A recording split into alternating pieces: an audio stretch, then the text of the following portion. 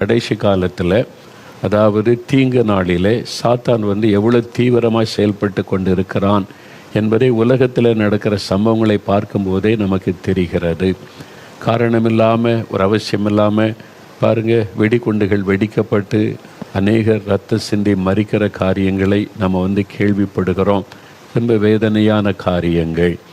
இன்னொரு பக்கத்தில் கொலைகள், கொள்ளைகள் பெருகி கொண்டிருக்கிறது. அநியாயமாய் மகன் தாயை கொலை பண்ணுகிறான், தகப்பனார் மகனை கொலை பண்ணுகிறார். ஒரு தாய் தன்னுடைய 2 குழந்தைகளை விஷம் கொடுத்து கொலை செய்துவிட்டு தப்பான உறவின் நிமித்தமாய் சொந்த பெற்றெடுத்த குழந்தை இரக்கமில்லாமல் கொல்லுகிறாள். இது மாதிரி நிறைய செய்திகள் வந்து கொண்டே இருக்கிறது. ஒரு வாலிப மகள் தன்னை நேசிக்காததுனால திராவகம் ஊற்றி அவருடைய அழகை கெடுக்கணும்னு வேதனைப்படுத்துகிறான். இந்தியாவில் அது ஒரு வருஷத்தில் 1500 பேர் பெண்கள் அப்படி திராவக வீச்சில் பாதிக்கப்படுறாங்கன்னு ஒரு குறிப்பு சொல்லுகிறது. யோசித்து பாருங்கள், எவ்வளோ ஒரு வேதனையான காரியம். இதெல்லாம் எப்படி மனுஷனுக்குள்ளே இந்த மாதிரி சிந்தனை வருகிறது? ஏதோ 1-2 நடக்கின, ஒரு வருஷத்துக்கு 1500 என்றால் நீ யோசித்து பாருங்கள், ஒரு மாதத்துக்கு எத்தனை நடக்கிறது, எத்தனை பெண் பிள்ளைகள் பாதிக்கப்படுகிறாங்க. இதெல்லாம் நம்ம கேள்விப்படும் போது சும்மா நியூஸை வாசித்துட்டு போய்கொண்டே இருக்கிறோம். அப்படி அல்ல. நடக்கிற சம்பவங்களை உன்னித்து கவனிக்கும் போது இயேசு சொன்ன வார்த்தைகள், சாத்தானுக்கு கொஞ்ச காலம் மாத்திரம் உண்டென்று அறிந்து அவன் மிகுந்த கோபத்தோடு ஜனங்களுக்கு தீமை செய்யும்படி இறங்கி இருக்கிறான்.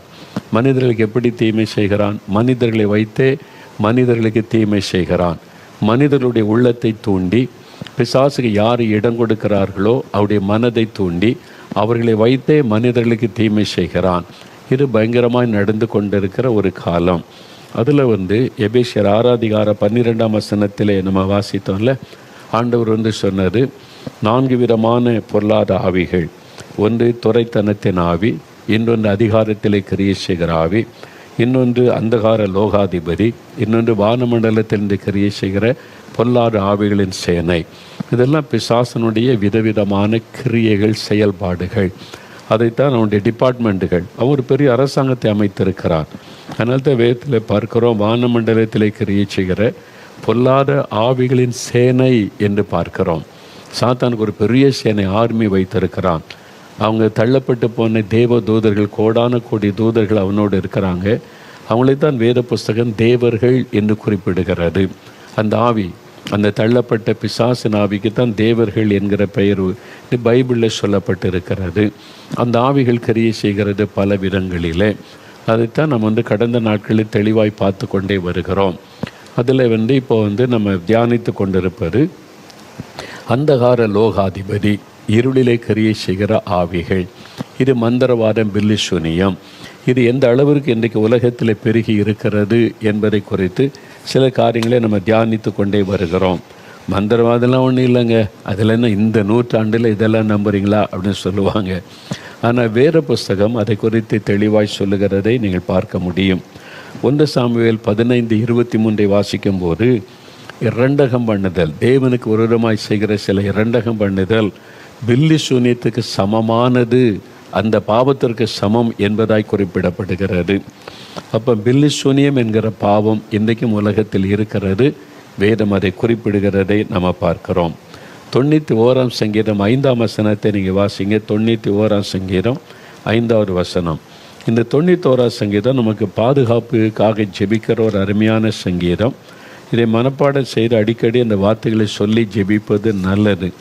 நமக்காகவே ஆண்டவர் இந்த வாக்குத்தத்தமாக இதை எழுதி கொடுத்திருக்கிறார். அதில் 5 வசனம் பாருங்கள்.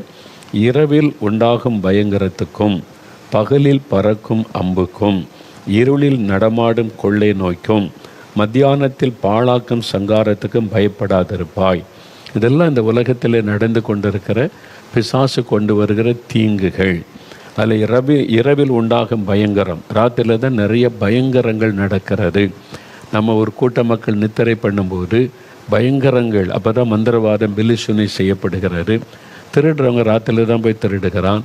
பெரும்பாலான கொலைகள், இந்த மாதிரி கொள்ளைகள்லாம் இரவு நேரத்தில் நடக்கிறது. பயங்கரங்கள் நடக்கிறது. பிசாசு அதை பயன்படுத்துக. பகலில் பறக்கும் அம்புகள், பகலில் கூட அம்பு என்பது தெரியல, வில்லில் வச்சு எய்ம் பண்ணி அடிப்பது. இது எதை குறிக்கிறது என்றால், நீங்கள் பாருங்கள், ஒரு மனிதன் அம்பில் அந்த வில்லில் அம்பை வைத்து குறி பார்த்து தூரத்தில் இருக்கிற ஒரு காரியத்தை எய்ம் பண்ணி தாக்குகிறான். அது போய் அவனை தாக்கும்போது பாதிப்பு உண்டாகிறது. இது பில்லி சூனியத்தை குறிக்கும். ஒரு இடத்திலிருந்து ஒரு குறிப்பிட்ட நபரை நோக்கி, குடும்பத்தை நோக்கி அந்த ஆவியை ஏவி விட்டு அவங்களை தாக்குவது, அவங்களுக்கு பாதிப்பை உண்டாக்குவது. இது பில்லி சூனிய மந்திரவாதத்தை குறிக்கிற ஒரு காரியம். அதான் பறக்கும் அம்பு. இருளில் நடமாடும் கொள்ளை நோய்கள், இந்த விஷ கிருமிகளை கொள்ளை நோய்க்கு உண்டாக்குற அந்த இரவு நேரத்தில் அது நடமாடுகிறது. அதான் சொல்கிறாங்க, ராத்திரியில் இருக்கு வெளியில் போய் நடமாடுற அப்படின்லாம் கிராமத்தில் சொல்லுவாங்க. இப்போ அதெல்லாம் மக்கள் மறந்துட்டு அப்படி இருக்கிறதை பார்க்குறோம். அதனால் மத்தியானத்தில் பாழாக்கும் சங்காரம். மத்தியானத்தில் கூட இந்த நடு மத்தியானம் பிசாசு கிரியை செய்கிற ஒரு நேரம் என்பதாக சங்கார தூதர் நடமாடுகிற நேரம். அதனால தான் நீங்கள் பார்த்தீங்கன்னா எங்கள் ஊர்லெல்லாம் அந்த ஊருக்கு வெளியில் கிணற்றில் தண்ணி எடுக்க போவாங்க, சுனையில் தண்ணி எடுக்க போவாங்க. ஒன்று காலையில் போவாங்க அல்லது சாயங்காலம். மத்தியானத்தில் எதுக்கு போகிற தண்ணி எடுக்க, மத்தியானத்தில் தண்ணியை அங்கே போகக்கூடாது அப்படிலாம் கிராமத்தில் சொல்லுவாங்க. அதுக்கு முக்கிய காரணம் உண்டு. நிறைய பேர் அதை பரிகாசம் பண்ணலாம், கேலி பண்ணலாம். வேதத்தில் சொல்லப்பட்டிருக்கிறது, மத்தியானத்தில் பாழாக்கும் சங்காரம். அதுக்கு நம்ம பயப்பட தேவையில்லை. ஆனால் அது ஒன்று இருக்கிறது என்பதை வேதம் குறிப்பிடுகிறது. அதை அறிந்து கொள்ளுங்க. அதுக்கு நாம் பயந்துக்கிட்டு ஒதுங்கி இருக்க தேவையில்லை. ஆனால் அப்படி ஒரு கிரியை இருக்கிறது, இதை நம்ம உணர்ந்து கொள்ள வேண்டும். சரி, அது மாத்திரம் இல்லை. எண்ணாகமம் 23:23 சொல்லும்போது யாக்கோபுக்கு விரோதமான மந்திரவாதம் இல்லை, இஸ்ரவேலுக்கு விரோதமான குறி சொல்லுதல் இல்லை வசனத்தில் இருக்குல்ல. அப்போது மந்திரவாதம், குறி சொல்லுதல் அப்படின்ற கிரியை இருக்கிறது. குறி சொல்லுதலின் மூலமாக அந்த குறி சொல்லுகிற ஆவி கிரியை செய்யும், மக்களுக்குடைய பயத்தை உண்டாக்கி அவருடைய வாழ்க்கையில் பாதிப்பை உண்டாக்கும். அப்போ மந்திரவாதம் இருக்கிறது, பில்லிசுனி இருக்கிறது என்பதை வேத புஸ்தகத்தின் மூலமாய் தெளிவாக நாம் அறிகிறோம். இந்த மந்திரவாதங்கள் தனிப்பட்ட ஒரு மனிதனுக்கு விரோதமாய் மந்திரவாதம் செய்யப்பட்டு அவனுக்கு பாதிப்பை உண்டாக்குகிறது. அதெல்லாம் நம்ம பார்த்தோம். ஒரு குடும்பத்துக்கு விரோதமாய் மந்திரவாதம் செய்யப்படும் போது அந்த குடும்பமே பாதிக்கப்படும். அப்படியே ஒரு ஊருக்கு விரோதமாக சிலர் மந்திரவாதம் பண்ணுவாங்க, அந்த ஊரை கிராமமே பாதிக்கப்பட்டு விடும். அப்படிப்பட்ட பல சம்பவங்களை நம்ம பார்த்துருக்கிறோம். செய்தித்தாளில் இந்த கிராமத்தில் வினோதமான காரியம் நடக்கிறது அப்படிலாம் போடுவாங்க. அதுக்கு பின்னால் இருப்பது இந்த ஆவியனுடைய கிரியைகள் தான். அது மாதிரி மந்திரவாதங்கள். ஒரு சபைக்கு விரோதமாய் மந்திரவாதம் செய்ய முடியும். சிலர் நிறைய பேர் ஏற்றுக்கொள்ள மாட்டாங்க. நீங்கள் ஏற்றுக்கொண்டாலும் ஏற்றுக்கொள்ளாட்டாலும் அது உண்மை. அது மாதிரி அந்த அனுபவத்தில் கடந்து போன ஊழியர்கள் கடந்த நாளில் அதை குறித்து நான் சொன்னேன். உண்மை சம்பவத்தை உங்களோட பகிர்ந்து கொண்டேன். ஒரு ஊழியத்துக்கு விரோதமாய் மந்திரவாதம், எனக்கு விரோதமாக இயேசுடைய ஊழியத்துக்கு எவ்வளோ மந்திரவாதம் செய்யப்படுகிறது தெரியுமா? அந்த ஆரம்பத்தில் அதனால் ரொம்ப பாதிப்பை சந்தித்திருக்கிறோம். நான் கூட சந்தித்திருக்கிறேன். அப்புறம் ஆண்டவர் வெளிப்படை செய்து மந்திரவாதம், பில்லிசுனியம் உனக்கு விரோதமாக ஏவப்படுகிறது. அப்போ உன்னை ஸ்ட்ரென்தன் பண்ணிக்க, பலப்படுத்திக்க, ஊழியத்தை பாதுகாப்பு வளையத்துக்குள்ளே கொண்டு அந்த பாதுகாப்பு ஜபலை செய்யணும்னு ஜபத்தை அதிகப்படுத்துவதன் மூலமாக தான் பாதுகாக்க முடியும். வேறு குறுக்கு வழியெல்லாம் கிடையாது. Only prayer. அதனால தான் ஜெபிங்கன்னு சொல்ல காரணம். ஜெபிக்காத குடும்பங்களை ஈஸியாக சாத்தான் தாக்க முடியும். ஜெபிக்கிற குடும்பங்களுக்குள்ள அவனால் நுழைய முடியாது. ஜெபிக்காத சபைகளை அவனால் தாக்க முடியும். பரலோகத்துக்குள்ளே போய் தான் கர்த்தருடைய சிங்காசனத்துக்கு முன்னாலே சபைக்குள்ளே வரமாட்டானா? ஐயோ எங்கள் சர்ச்சு இதெல்லாம் பரிசுத்தமான இடம், உள்ள சாத்தான் வர முடியாது அப்படிலாம் நீங்கள் சொல்ல முடியாது. பரலோகத்துக்குள்ளே போய் விட்டான். ஆனால் நீங்கள் ஜெபம் பண்ணி உங்களுடைய சபையை பாதுகாத்தீங்கன்னா வர முடியாது. உங்களுடைய ஜபத்தில் தான் இருக்குது. சும்மா வீரவசனம் பேசிலாம் பிசாசு வராது போகாது அப்படிலாம் சொல்ல முடியாது. அதில் நீங்கள் பாதிக்கப்பட்டு விடுவீங்க. Only prayer. எவ்வளவு ஜெபிக்கிறீங்களோ அதை வச்சு தான் நீங்கள் பாதுகாக்க முடியும். இப்போ யோபுவையும் அவன் வீட்டையும் கர்த்தர் வேலி அடைத்து பாதுகாத்தான்னு இருக்குல்ல, சாத்தானால் உள்ளே நுழைய முடியல. அதனால்தான் கர்த்தரிடத்தில் போய் பெர்மிஷன் வாங்கி அவன் தாக்குகிறான். அவனால் முயற்சி பண்ணி பார்க்குறான், தொட முடியல. பிள்ளைகளை தொட முடியல, யோபுடைய சொத்துக்களை தொட முடியல. ஏன்? சாத்தானே சொல்லுகிறான் யோபு 1:10, நீர் அவனை வேலி அடைத்து பாதுகாக்கிறீர். எப்படி அந்த வேலி வைக்கப்பட்டது? யோபு கருத்தாக ஜெபிக்கிறார், ஆண்டவரை ஆராதிக்கிறார், பலி செலுத்தி தேவனை தொழுது கொள்கிறார். அவங்க பிள்ளைகள் கூடி விருந்து பண்ணும்போது ஒருவேளை ஏதாவது தவறு செய்திருக்கலாம். அவங்க குடித்து ஜாலியில் கத்தரை வேதனைப்படுத்துகிற மாதிரி ஏதாவது பாவம் செய்திருக்கலான்னு சொல்லி அதுக்காக பிள்ளைகளெல்லாம் கொண்டு கோப்பிட்டு பலி செலுத்தி தேவனை தொழுது கொள்ளுகிற பழக்கம் யோபுக்கு இருந்தது. யோபு அதில் கவனம் செலுத்தி தேவனை நோக்கி அதற்காக வேண்டிக் கொள்ளுகிறதுனால தான் பாதுகாப்பின் வேலி வைக்கப்பட்டிருந்தது. அதனால தான் குடும்ப ஜெபம் பண்ணுங்க, தனி ஜெபம் பண்ணுங்க, கர்த்தரோட நீங்கள் நேரம் செலவு பண்ணுங்க சொல்ல காரணம். சாத்தான் அதைத்தான் தடுப்பான். குடும்ப ஜெபத்தை தடுப்பான், உங்களுடைய ஜெப நேரத்தை கெடுப்பான், ஜெபிக்க விட மாட்டான். 6ஆம் இடத்துல நடந்து பாட்டு பண்ணுமா பாடு, ஜாலியாக நடனமா ஆடு, ஜெபம் மட்டும் பண்ணாரு. ஏன்னா அதுதான் அவனை பாதிக்கும். ஜெபந்தான் சாத்தானை பாதிக்கும். அதனால ஜெபம் மட்டும் பண்ணாரு. இதை டைவர்ட் பண்ணுறது தான் பிசாசுடைய தந்திரம். அப்போ ஜெபிக்காமல் நம்ம சாத்தானை ஜெயிக்க முடியாது. ஜெபம் இல்லாமல் நம்ம பாதுகாப்பாக இருக்க முடியாது. இந்த உலகத்தில் இவ்வளவு சாத்தானுடைய கிரியைகள் இருக்கிறது. நம்ம சந்தோஷமாக, தைரியமாக, மகிழ்ச்சியாக வாழ முடியும் நம்ம ஜெபத்தை வைத்து தான். அதில் தான் கவனம் செலுத்தணும். சரி, இப்போ இந்த பில்லி சூனிய மந்திரவாதத்தை குறித்து நம்ம தொடர்ந்து பார்த்தோம்ல. அதில் பிஸ்னஸ் பீப்புள் மந்திரவாதம் செய்கிறவங்க இருக்காங்க. தன்னுடைய பிஸ்னஸ் செழிக்கணும் அப்படின்னு மந்திரவாதம் பண்ணுவாங்க. அந்த மந்திரிக்கப்பட்ட தகடுகள் பொருட்களை எல்லாரும் பார்க்குற மாதிரி ஃப்ரேம் பண்ணி வச்சுருப்பாங்க. அல்லது யாருக்கு தெரியாமல் ரகசியமாக சில பொம்மை மாதிரி அந்த கேஷ் கவுண்டரில் வச்சுருப்பாங்க. அப்போ அதை பார்க்கும்போது மக்களை அந்த பிஸ்னஸ் தளத்துக்குள்ளே இழுப்பதற்கு அது ஒரு ஆவி அதிலேருந்து கிரியேட் செய்யும். இதை நம்புகிறாங்க, அதுக்காக செய்வார். சிலருடைய வியாபாரத்தை கெடுக்கிறதுக்கு மந்திரவாதம் பண்ணுவாங்க. அதெல்லாம் இதே மாதிரி தான் எல்லா காரியத்துக்குமே. ஒரு பிஸ்னஸ்க்கு மந்திரவாதம், ஒரு ஸ்கூல் நடத்த மந்திரவாதம், ஆஸ்பத்திரி நடத்த மந்திரவாதம், மீடியாக்களில் சிலர், எல்லோரும் மேலே சிலர் இதை நம்ப மாட்டாங்களோ அதை செய்ய மாட்டாங்க. சிலர் சில மீடியாக்கள் மந்திரவாதம் பில்லி சூனியம் செய்து ரெகுலராக பண்ணி தங்களுடைய சேனலை எல்லோரும் பார்க்கணும், தங்களுடைய நிகழ்ச்சி எல்லோரும் பார்க்கணும் அப்படின்னு மக்களை கவருவது. அதை வச்சு தான் நான் பணம் சம்பாதிக்கிறது கோடிக்கணக்காக. அதுக்கு மந்திரவாதம் பண்ணுறாங்க. மந்திரவாதம் பண்ணி அந்த நிகழ்ச்சியை பார்க்கும்போதே அந்த மக்களுடைய மனதுக்குள்ளே இந்த ஆவியினுடைய தாக்கம் வந்துடும். அதை தொடர்ந்து பார்க்கணும், அந்த அடிமைத்தனத்துக்குள்ளே கொண்டு வந்து விடும். அந்த சிந்தனையை அது கேப்சர் பண்ணிடும். அதனால் அதை பார்க்காம அவங்களால் இருக்க முடியல. சொல்கிறாங்களே, என்னால் அதை பார்க்காம இருக்க முடியல. என்ன அர்த்தம்? அதுக்கு பின்னால் இருக்கிற ஒரு ஆவி. அதுக்குன்னே மந்திரவாதம் பண்ணுறாங்க. தங்களுடைய நிகழ்ச்சியை மக்களை பார்க்க வைக்கணும் என்பதற்காக. எல்லாரும் மேலே சில அந்த சேனல்கள் அதை பண்ணுறாங்க. நீங்கள் இதெல்லாம் அறிந்து கொள்ள வேண்டியது அவசியம். அரசியல் கட்சிகள் மந்திரவாதம் பண்ணுறாங்க. தாங்க தேர்தலை ஜெயிக்கணும்னே மந்திரவாதம் பண்ணுறாங்க. எதிரிகள் தோக்கணும்னே மந்திரவாதம் பண்ணுறாங்க. உடனே அவங்க தங்களை பாதுகாத்துக்கொள்ள மந்திரவாதம் பண்ணுறாங்க. அதுக்கு ஒவ்வொன்றுக்கு இருக்குது. அந்த மந்திரவாதங்கள் பல விதங்களிலே காணப்படுகிறது. இதெல்லாம் காணப்பட்டு கொண்டு இருக்கிறது. அப்போ விதவிதமான ஆவிகள், அதில் சர்ப்பத்தின் ஆவிகள் கிரியை செய்யும். சர்ப்பம் தோன்றுது, சர்ப்பம் வருதுன்னு சொன்னாலே மந்திரவாதத்தில் கிரியை செய்கிற ஒரு ஆவி. அந்த ஆவி அதை நிறைய பேருடைய கற்பத்தை அழிக்கிற ஒரு ஆவி. அது சந்ததி பெருகாதபடி தடுக்கிற ஒரு ஆவி. அது உங்களை பயமுறுத்தி பலவீனப்படுத்தி முடக்கி விடும் அந்த ஆவி. சில இடத்துல பார்த்தீங்கன்னா குரங்கின் ஆவி, குரங்கு வச்சு மந்திரவாதம் பண்ணுவாங்க. அந்த குரங்கின் ஆவியை வச்சு மந்திரவாதம் பண்ண, அது பயங்கரமான ஒரு ஆவி. நீங்கள் அதில் செய்கிறவங்கள்ட்ட கேட்டு பாருங்களேன், அவங்களுக்கு நல்லா தெரியும். இந்த மாதிரி அதில் நல்ல தெய்வ பக்தியோடு பூஜை பண்ணுறவங்க அதில் இருக்காங்க பாருங்கள். இந்து மதத்தில் கூட சாமி அவங்கள கேளுங்க, எல்லாம் அவங்களுக்கு தெரியும். தெரியாமலாம் கிடையாது, அவங்களுக்கு நல்லா தெரியும். இதெல்லாம் அந்த பிசாசின் ஆவிகள், மந்திரத்தில் பயன்படுத்துகிற ஆவிகள். ஆனால் பக்தியாக அதை வணங்குவாங்க. அவங்களுக்கு எல்லாமே தெரியும்.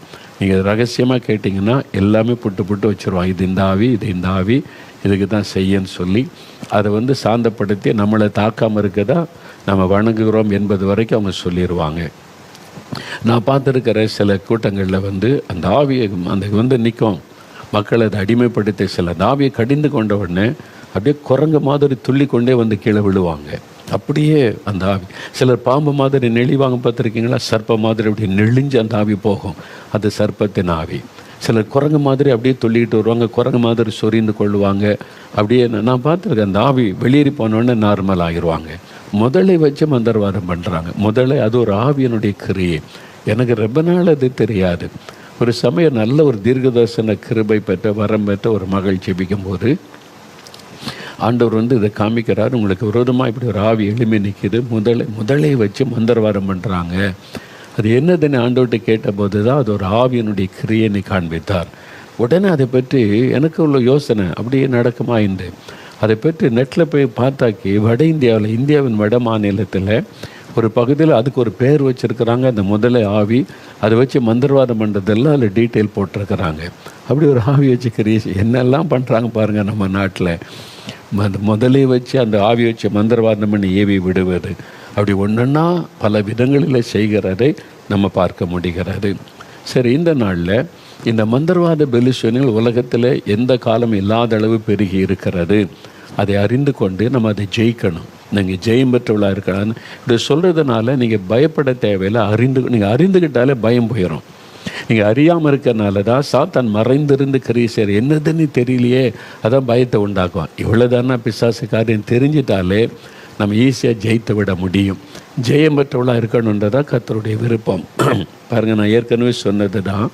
வட இந்தியாவில் ஒரு மிஷினரி குடும்பம் போய் ஊழியத்துக்காக போய் தங்கியிருந்தாங்க. ஒரு கிராமத்தில் தங்கி சுவிசேஷம் அறிவிப்பாங்க. நிறைய வியாதியஸ்தல் வந்து அவங்கள்ட்ட சுகம் பெற்று போவாங்க. அதனால் நிறைய மக்கள் இவங்களை தேடி வர ஆரம்பித்தாங்க. அதில் வந்து அங்கிருந்து சில மந்திரவாதிகளுக்கு அது பிடிக்கலை. அங்கே போனீங்கன்னா கிராமம் மந்திரவாதி இருப்பாங்க. அங்கே வந்து பல ஒரு மாவட்டம் முழுதல் ஒரு ஆஸ்பத்திரின்னு தேடுனா ரொம்ப கிடைக்காத, பார்க்க முடியாத இடங்களாக இருக்கிறது. வட இந்தியாவுக்கு போனால் தமிழ்நாடு மாதிரி கிடையாது, அந்த மாதிரி இடங்கள் இருக்கிறாங்க. அப்போ மெயினாக நீங்கள் பார்த்தீங்கன்னா, நான் குஜராத், ராஜஸ்தான் அங்கெல்லாம் போயிருக்கேன். இந்த ஆதிவாசி ட்ரைபல் பீப்புள் இருக்கிற இடத்துக்கு போனீங்கன்னா ஆஸ்பத்திரியும் பார்க்க முடியாது, நிறைய மற்ற வசதியும் பார்க்க முடியாது. ஆனால் ஊருக்கு ஒரு மந்திரவாதி இருப்பான். அவன் வியாதி வந்தால் மந்திரவாதிகிட்ட தான் போவாங்க. அவனுக்கு காசு கொடுப்பாங்க, கோழி ஆடுகளை கொடுப்பாங்க. அவன் மந்திரவாதம் பண்ணுவான். விதவிதமான மந்திரவாதம், சூடுலாம் போடுவான். வயிற்று வலிக்குன்னு சொல்லி போனால் காசு வாங்கிட்டு ஒரு கம்பியை பழுக்க காய்ச்சி வயிற்றில் சூடு போட்டுருவான். அவ்வளோதான், வயிற்று வலி போகணும். அப்படி இந்த சூடு போடப்பட்ட காயங்களோட பலரை நான் பார்த்தேன். கேட்டேன், ஏன் இந்த மாதிரி சூடு போட்டுக்கான்னு மிஷினர்கிட்ட கேட்கும்போது தான் சொன்னாங்க, இப்படிலாம் மந்திரவாதம் நடக்கிறது இந்தியாவின் பல இடங்களில். அப்போ அதில் நீங்கள் பார்த்தீங்கன்னா இந்த அந்த மிஷினரிகள் ஒரு வீட்டில் தங்கியிருந்தாங்க, ஊழியம் செய்து கொண்டு வந்தாங்க. அவங்க வந்து முன்னால் மந்திரவாதிகிட்ட போனவங்க, அவங்க காசு வாங்குவான். இந்த மிஷினரிகள் வந்து இலவசமாக ஜெபம் பண்ணால் சுகமாகிடுது, விடுதலை ஆகிடுது. இது மக்களுக்கு ஈஸியாக இருக்குல்ல. மக்கள் இவங்களை தேடி வர ஆரம்பித்த உடனே அவனுக்கு பொறாமை, இவங்கள ஊரை விட்டு வரட்டணும். அதுக்கு மந்திரவாதம் செய்ய ஆரம்பித்தான். நீங்கள் ஒவ்வொரு நாளும் ஜெபம் பண்ணிவிட்டு ஊழியத்துக்கு வெளியே போவாங்க. மாலையில் திரும்பி வந்து படுக்க போகும்னால நல்ல ஆண்டவரை துதித்து ஜெபிச்சுட்டு தான் படுக்கைக்கு போவாங்க. அப்போ அது மாதிரி ஒரு நாள் வந்து படுக்கைக்கு போனாங்க. காலையில் எழுந்து வெளியே வந்து பார்த்தா குண்டூசி இருக்குல்ல, குண்டு பின்னு, அந்த ஊசிகள் அவன் வீட்டை சுற்றிலும் அப்படியே அடுக்கி வச்ச மாதிரி அந்த வீட்டை சுற்றிலும் இருக்கிறாரு. ஆயிரக்கணக்கான குண்டூசிகள் அப்படியே வரிசை அடுக்கி வச்ச மாதிரி இருக்குது, கோடு போட்ட மாதிரி. இவங்களுக்கு ஆச்சரியம், இது என்னது இவ்வளோ குண்டூசி ராத்திரிக்குள்ளே எப்படி வந்ததுங்க, யார் கொண்டு வச்சதுங்க, இவங்களுக்குள்ள இது என்னதுன்னு புரியல. பக்கத்து வீட்டில் ஓடி போய் கூட்டிகிட்டு வந்தாங்க. வந்து பாருங்கள், இவ்வளோ குண்டூசி இருக்குது, வீட்டை சுற்றிலும் இருக்குது என்பதா ஒரு எல்லை வரைக்கும் அப்படியே இருக்கிறாரு. அவன் பார்த்துட்டு சொன்னாங்க, இது வந்து மந்திரவாதம் செய்கிறது இல்லைன்னு. மந்திரவாதம் ஆமாம், எங்கள் ஊரில் மந்திரவாதிகள் இந்த மாதிரி குண்டூசி வச்சு மந்திரவாதம் பண்ணி யாரை கொல்லணுமோ அவனுடைய சரீரத்துக்குள்ளே அந்த ஆவி குண்டூசியை நுழைய பண்ணிடும். அப்போ அந்த குண்டூசி ஒரு உடம்புக்குள்ளே ஒரு 1000 குண்டூசி போனால் என்ன ஆகும், மறிச்சிருவான். உள்ளுக்குள்ளே அவ்வளோதான் செயலிட்டு மறிச்சிருவான், வெளியே தெரியாது. ஒரு மிருகத்தை கொல்லணும்னா மாடு ஆடுகளை கொல்லக்கூட இந்த மந்திரவாதத்தை பயன்படுத்துவாங்களாம். அவங்க சொல்கிறாங்க, அந்த உடம்புக்குள்ளே அந்த குண்டூசியை அந்த ஆவி கொண்டு போயிடும், அப்போ மறிச்சிருவாங்க. அந்த மாதிரி மாடுகளை எரித்து பார்த்தா உள்ளுக்குள்ளே ஆயிரக்கணக்கான குண்டூசி இருக்குமா. அந்த பகுதியில் அந்த மாதிரி மந்திரவாதம். அப்போ என்ன நடந்திருக்கிறது, இவங்களை பாதிப்புக்குள்ளாக்க ராத்திரிலாம் உட்காந்து ஒரு மந்திரவாதி மந்திரம் போட்டு ஆவியை அனுப்பியிருக்கிறான். அந்த ஆவிகள் குண்டூசியை கொண்டு வந்தது, இந்த எல்லையை தாண்ட முடியல. ஆண்டவர் வேலி அடைத்து தன் பிள்ளைகளை பாதுகாத்தார். ஜெபிக்கிற ஊழிய குடும்பத்தை ஆண்டவர் வேலி அடைத்து பாதுகாத்ததுனால இந்த வேலியை சாத்தானால தாங்க முடியல. அங்கே அந்த குண்டூசியை போட்டு விட்டு போய்விட்டார் அந்த ஆவி. அதனால் அந்த வீட்டை சுற்றிலும் குண்டூசிகள். இது உண்மையாக நடந்தது இது. அப்போ இப்படியெல்லாம் நடக்குமாங்க, நடக்குது. நீ இந்த மாதிரி உள்ள நீங்கள் கூட வந்தீங்கன்னா, வட இந்தியாவுக்கு வந்தீங்கன்னா கூட்டிகிட்டு போகிற அதெல்லாம் நீங்கள் அது நேரடியாக அந்த ஆட்கட்டெல்லாம் நீங்கள் பேசலாம். இந்த மாதிரி காரியம்லாம் நடந்து கொண்டு இருக்கிற, நமக்கு தெரியாத எத்தனையோ காரியங்கள் உலகத்தில் நடக்குது. நம்ம தான் நிறைய பேர் அறியாமல் உட்கார்ந்து கொண்டு இருக்கிறோம். அதனால் இது குண்டூசினால் தாக்கத்தை உண்டாக்குறாரு. இன்னொரு மத்திய பிரதேசத்தில் ஒரு மிஷினரி இருக்கிறார். பீல் மக்கள் ரட்சிக்கப்பட்டு ஊழியம் செய்கிறார். நல்ல ஜெபம். அவர் வீட்டில் என்னென்னா ஒவ்வொரு வாரத்தில் ஒரு அந்த குறிப்பிட்ட நாளில் வெள்ளிக்கிழமைனா வெள்ளிக்கிழமை அவங்க வீட்டுக்குள்ளே ஒரு பாம்பு வரும். வெள்ளிக்கிழமை கட்டாயம் ஒரு பாம்பு வரும்.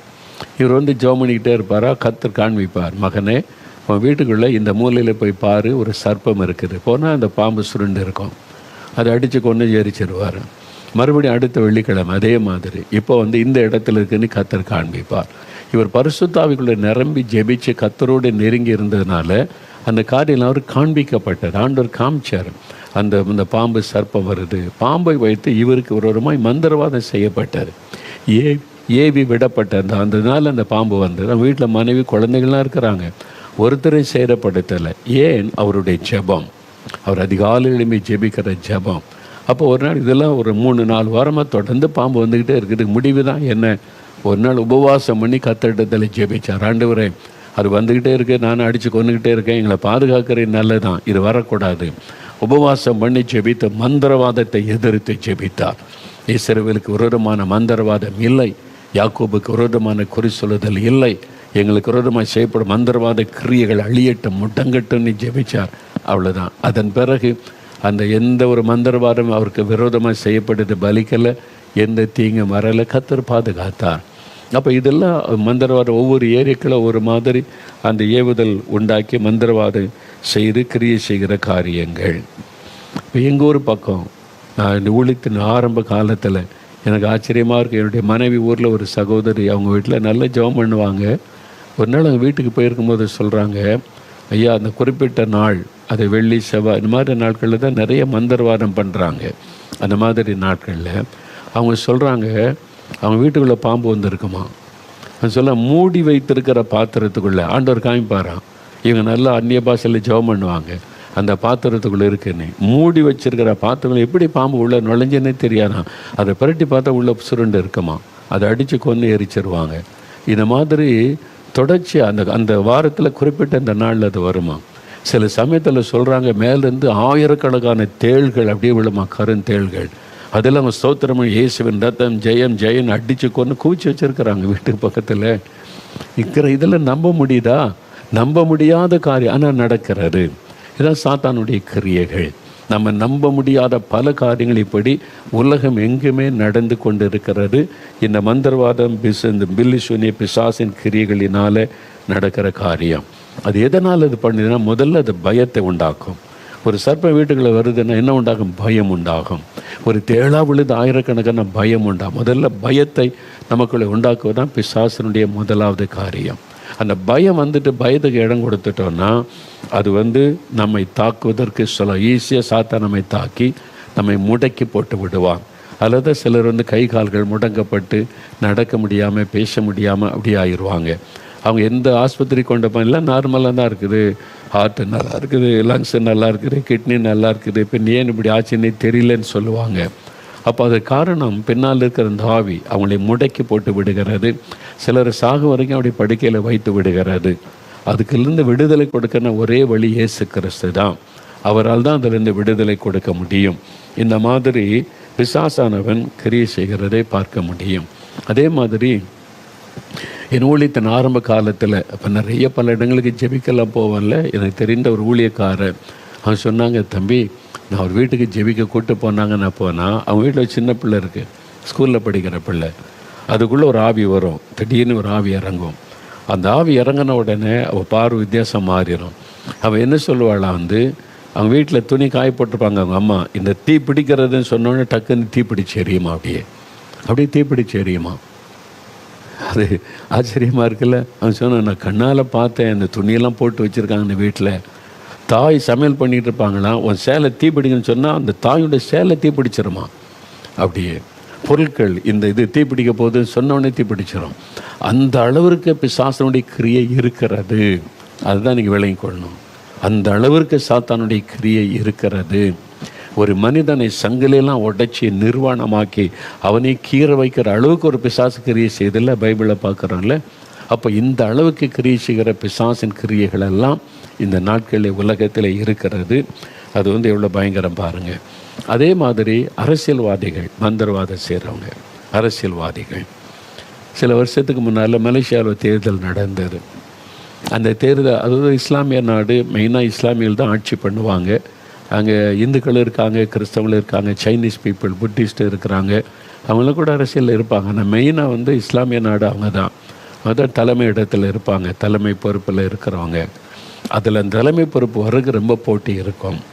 அதில் பாருங்கள் என்ன செய்திருக்கிறாங்க, 2000 மந்திரவாதிகளை வச்சு மந்திரவாதம் பண்ணுறாங்க. தான் ஜெயிக்கணும், நான் இந்த தலைமை பீடத்தில் இருக்கணும்னு சொல்லி ஒருவர் 2000 மந்திரவாதிகள்.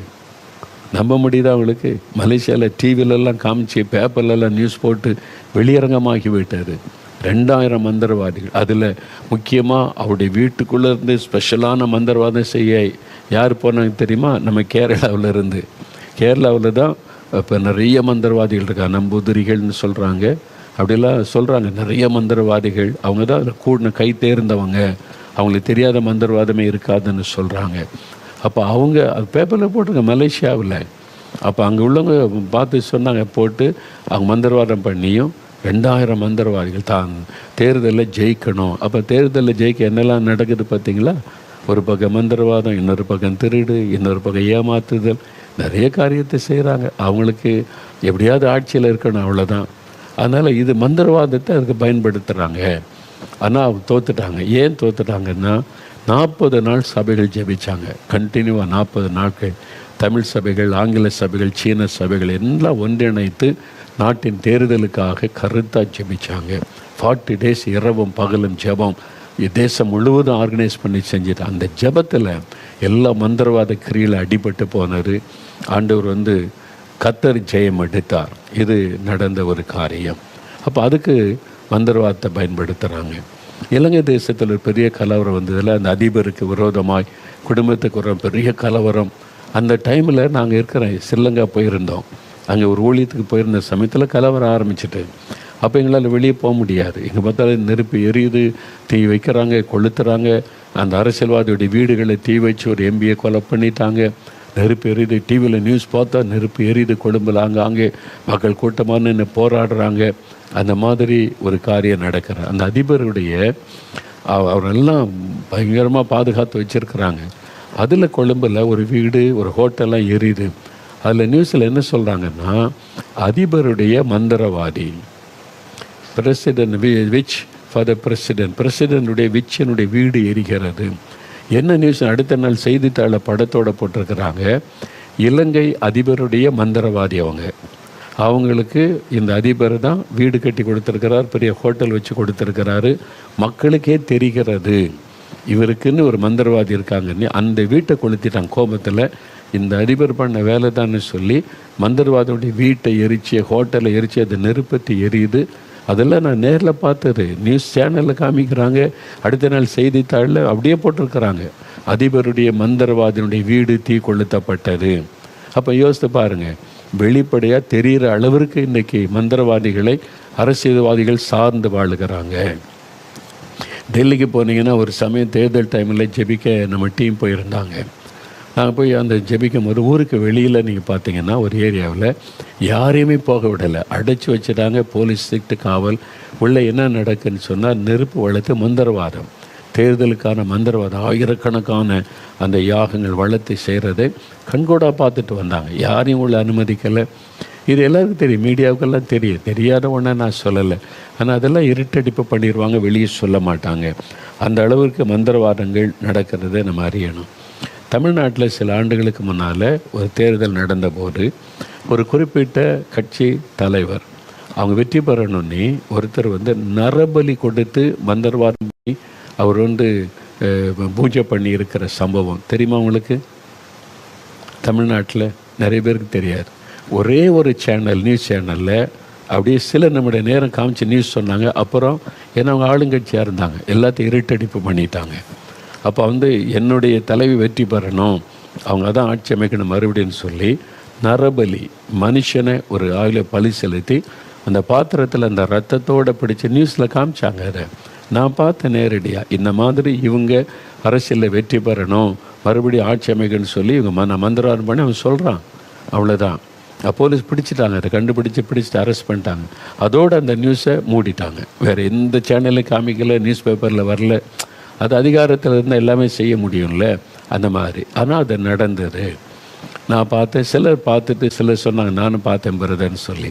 அப்போ நடக்குது பாருங்கள். அதுக்குன்னு நரபலி கூட கொடுக்கப்படுகிறது இந்த மந்திரவாதத்திற்கு. சில அரசியல்வாதிகள், எல்லாரும் இல்லை, சில அரசியல்வாதிகள் அதை செய்கிறாங்க என்பதை நம்ம மறந்துடக்கூடாது. அப்போ இதெல்லாம் நம்ம பார்க்குறோம் பாருங்கள். அப்போ மந்திரவாதத்துக்குன்னு இடங்கள் இருக்கிறது தெரியுமாங்களுக்கு. சில கிராமங்கள், ஒவ்வொரு மாவட்டத்தில் சில குறிப்பிட்ட கிராமங்கள், குறிப்பிட்ட எல்லைகள், சில மலை பிரதேசங்கள், கடற்கரை பகுதி, ஆத்தோரங்களில் சில பகுதிகள் மந்திரவாதத்துக்குன்னு இடம். எங்கள் ஊர் பக்கம் வந்தீங்கன்னா ஒரு குறிப்பிட்ட பேர் சொன்னால் இங்கே உள்ள எல்லாருக்கும், இந்துக்களுக்கே தெரியும் அது மந்திரவாதம் பண்ணுற கோயில் தானே. நீங்கள் வந்து கேட்டு பாருங்கள். நான் அதை சொல்ல விரும்பலை, நம்ம சொன்னால் பிரச்சனை ஆயிரும். ஆனால் அவங்க சொல்லுவாங்க. வந்து கேட்டு பாருங்கள், உங்களுக்கு இங்கே மந்திரவாதம் பண்ணுற ஊர் எங்கே இருக்குன்னு எல்லாருக்கும் தெரியும். எல்லோரும் அது இந்த ஊர், இங்கே தான் மந்திரவாதம் பண்ணுவாங்கன்னு. அப்போ ஒரு ஆளுக்கு ஒரு மந்திரவாதம் பண்ணணுன்னா அங்கே போய் பணம் கட்டணும். இவ்வளோ பணம் கொடுத்துட்டா அதுக்கு ஒரு மந்திரவாதம் பண்ணுவாங்க. அங்கே பேர்லாம் எழுதி வச்சு உடனே மந்திரவாதத்தில் தாக்கப்பட்டோன்னே அவங்க மறுபடியும் அதே கோயிலுக்கு அவங்க வந்து அவங்க பணம் கொடுத்து அந்த மந்திரவாதத்தை எடுக்கிறதுக்கு அதே கோயிலில் நடக்கிறது. இது உண்மையாக இல்லையான்னு கேட்டு பாருங்கள். அது உண்மை. அப்போ இதை மாதிரி கன்னியாகுமரி மாவட்டத்தில் ஒரு ஊழியத்துக்கு நான் போயிருந்தேன். ஒரு கிராமத்தில் உள்ள பெரிய சர்ச்சு, சிஎஸ்சி சர்ச்சு. முன்னால் தான் கூட்டம். முதல் நாள் என் சாட்சி சொன்னேன். இந்து குடும்பத்திலேருந்து ஆண்டவர் எப்படி என்னை ரட்சித்தார், எப்படி எனக்கு அற்புதம் செய்தார் என்பதெல்லாம். அப்போ அப்படி சாட்சி சொல்லியிருந்தேன். வெள்ளிக்கிழமை முதல் நாள் நாங்கள் வந்து அந்த சர்ச்சுக்கு ஏற்றாப்புல பெரிய ஸ்கூல் கேம்ப் அங்கே தான் தங்க வச்சுருந்தாங்க. அது ஒரு கிறிஸ்டின் ஸ்கூல், சபைக்கு சொந்தமானது. அந்த வராண்டாவில் கட்டில் போட்டு படுத்திருந்த வரிசையாக சில ரூமுகளை தங்கினா 10-15 பேர் நாங்கள் டீமாக இருக்கிறோம். நடு ராத்திரியில் ஒரு ஆவி அப்படியே வந்தது. எனக்கு தெளிவாக பார்க்க முடியுது. இப்போவும் அப்படியே கண்ணுக்குள்ளே ஒரு ஆவி வந்து என் படுக்க பக்கத்தில் நிற்கிறது. அது குறிப்பாக என்னை தாக்குறதற்கு அனுப்பப்பட்ட ஒரு ஆவி. என் ஆவியில் எனக்கு நல்லா தெரியுது அது ஒரு பெண் ஆவி. அது வந்து நிற்கிறது, அதனுடைய உருவம் எல்லாம் தெரிகிறது. ஆனால் எனக்கு பயம் வரல. நான் பரிசுத்த ஆவியில் நிரம்பி அந்நிய பாஷையில் ஜெபிச்சுட்டு சொன்னேன், நீ என்னை தொட முடியாது, நான் தேவனால் அபிஷேகம் பண்ணப்பட்ட ஊழியக்காரன், இயேசுவின் நாமத்தில் ஓடி போயிரு. அவ்வளோதான். அப்படியே போய்விட்டார். நல்லா அது வந்ததும் தெரியும், போனதும் தெரியும். அவ்வளோதான். அப்போ அடுத்த நாள் காலையில் நான் எழும்பி ஜெபித்த போது ஆண்டவர் சொன்னார், இந்த ஊரில் மந்திரவாதம் செய்கிற ஒரு பிரத்யேக இடம் இருக்கிறது. அங்கே தான் இந்த பெண்ணாவினுடைய சிலையை வச்சு மந்திரவாதம் பண்ணுறாங்க. இதுக்கு இந்த மந்திரவாதத்துக்காகவே இந்த ஊருக்கு ஆட்கள் வருவாங்க. அங்கேருந்து தான் அந்த ஆவி உனக்கு விரோதமாக ஏவப்பட்டார். எனக்கு நல்லா தெரிஞ்சு, எனக்கு முன்னால் 3 பேர் படுத்திருக்கிறாங்க. நான் அப்படியே அந்த ஆவி வந்து ஒவ்வொருத்தரையாக பார்க்குது. கரெக்டாக என்னை தான் அது குறிவைத்து வருகிறது. மற்ற அது யாருக்கு விரோதமாக ஏவப்படுகிறதோ கரெக்டாக அவங்கள நோக்கி தான் வரும். அது அந்த அம்பு ஏற மாதிரி, அது எய்து அனுப்புகிற மாதிரி.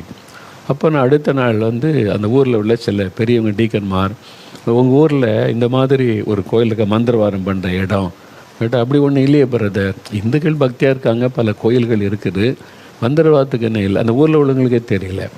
ஒரு வயசான ஐயாட்ட ஒரு 3-4 பேர்கிட்ட கேட்டேன். கடைசியில் ஒரு வயசான ஐயாட்ட பேசின போது, இங்கே இருக்குது தம்பி, நிறைய பேருக்கு தெரியும், எங்கள் ஊரில் இருக்கிறவங்களுக்கே நிறைய பேருக்கு தெரியாது. அது ஒரு சின்ன இடத்துல மந்திரவாதம் பண்ணுறதுக்குன்னே ஒரு சிலை வச்சுருக்குறாங்க. அதுக்குன்னே இந்த ஊருக்கு ராத்திரியில் ஆட்கள் வருவாங்க, அங்கே வந்து மந்திரவாதம் பண்ணுவாங்க. அப்போ இந்த மாதிரி ஆவியா அப்படின்னு கேட்டால், ஆமாம் நீங்கள் சொல்கிற மாதிரியே தான் அது இருக்குன்னு சொன்னாங்க. அது உண்மை. அந்த மாதிரி இடங்கள், எல்லைகள் இருக்கிறது. ஒரு தேசம்னு எடுத்துக்கொண்டால், நாங்கள் நியூசிலாந்து தேசம் போயிருந்த போது உபவாச ஜெபம் தேசத்துக்காக. அப்போ காலையிலேருந்து ஃபாஸ்ட் பண்ணி ஜெபித்து கொண்டே இருக்கிறோம். இந்த ஆவிகளை எதிர்த்து ஜெபிக்கும் போது ஆண்டவர் வந்து காமிக்கிறார். அப்படியே ஒரு காட்டு பகுதியில் அப்படியே ஒரு பலிபீடம், நெருப்பு அப்படியே எழும்புகிறது, பலியெல்லாம் செலுத்தப்படுகிறது. இந்த காட்டுவாசிகள் மாதிரி ஆட்கள்லாம் நின்று அது மாதிரி ட்ரெஸ் போட்ட ஒரு மாதிரி அதை செய்கிறாங்க. எனக்கு வினோதமாக இருந்துச்சு இது. ஏன்னா ஃபஸ்ட் டைம் நான் இது மாதிரி பார்க்குறேன். அப்போது தெளிவாக எனக்கு தெரிஞ்ச என்னால் சொல்கிறேன், இந்த மாதிரி ஒரு காட்சியை நான் பார்க்குறேன். அங்கே மந்திரவாதம் செய்யப்படுகிறது. அது தேசத்துக்கு ஒரு சாபத்தை கொண்டு வரக்கூடியது. எல்லாம் ஜெபமனுங்கன்னு ஜெபிக்கிறோம். ஜெபமெல்லாம் முடிஞ்ச உடனே ஒரு வாலிப தம்பி வந்தார். ஸ்ரீலங்கா தேசத்தை சார்ந்த ஒரு தம்பி அந்த ஜெபத்தில் பங்கு பெற்றார். இந்த ஜெபம் முடியும் போது அவர் என்னிடத்தில் வந்தார். வந்து சொன்னார், நீங்கள் வந்து சொன்ன அந்த இடம் எனக்கு தெரியும், எக்ஸாக்டாக அந்த இடம் எனக்கு தெரியும். அது ஊருக்கு வெளியில் கொஞ்சம் தூரமாக போகணும், மலைப்பகுதியில். மந்திரவாதம் செய்கிறதுக்கு தான் அங்கே ஆட்கள் வருவாங்க. நானும் அதுக்கு தான் போயிருந்தேன். என்னுடைய நண்பர்கள் மூலமாக இங்கே போனால் இவங்க அது வந்து பூர்வ குடிமக்கள் இருக்கிற இடம். அவங்க இப்போவும் பலி செலுத்தி மந்திரவாதம் பண்ணுறாங்க. அதுக்காக தான் என் நண்பர்கள் என்னை அழைச்சிட்டு போனாங்க. நான் போய் நேரில் பார்த்துருக்கேன். நீங்கள் சொன்ன மாதிரியே தான் அங்கே அதே மாதிரி உடை அணிந்தவங்க, அதே மாதிரி உள்ளவங்க, அந்த நாட்டின் பூர்வ குடிமக்கள் என்று அழைக்கப்படுறவங்க மந்திரவாதம் பண்ணுறாங்கன்னு சொல்லிட்டு. அப்போது இதெல்லாம் ஒவ்வொரு தேசங்களில் ஒவ்வொரு இடங்கள் காணப்படுகிறது. ஒரு தேசத்துக்கு போயிருந்தோம். நாங்கள் வந்து அந்த பட்டணத்துக்காக ஜெபிக்கிறோம். உபவாசம் பண்ணி ஜெபிச்சா பயங்கரமான ஒரு சர்ப்பம் எழும்பி நிற்கிறாரு. அது பெரிய ஒரு உருவமாக இருக்கிறது. அப்போ அந்த ஒரு சர்ப்பத்தின் ஆவி இந்த மக்களையெல்லாம் வஞ்சித்து கொண்டு இருக்கிறது. ஆண்டவர் சொல்கிறாரு, இது ஒரு தீவுக்குள்ளே இருக்குது, அந்த தீவுக்குள்ளே இருந்து கொண்டு தான் அது செயல்படுகிறதுன்னு சொல்லி அவ்வளோ தெளிவாக பேசுகிறேன். நான் முடிஞ்ச உடனே அவங்கள்ட்ட பேசுகிறேன், இங்கே பக்கத்தில் ஏதாவது தீவு இருக்குதா, அங்கே வந்து சர்ப்பத்தின் ஆவியினுடைய செயல்கள் கிரியைகள் இருக்குதான்னா இருக்குது, அதுக்குன்னே ஸ்பெஷலான ஒரு இடம் இருக்குது.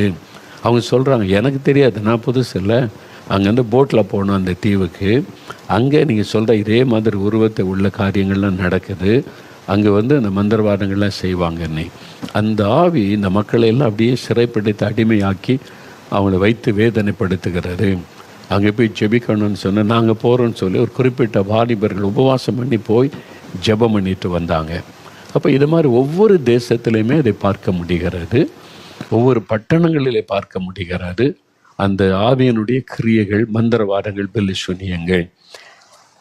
இதைத்தான் அந்தகார லோகாதிபதி, இருளிலே கிரியை செய்கிற ஆவி.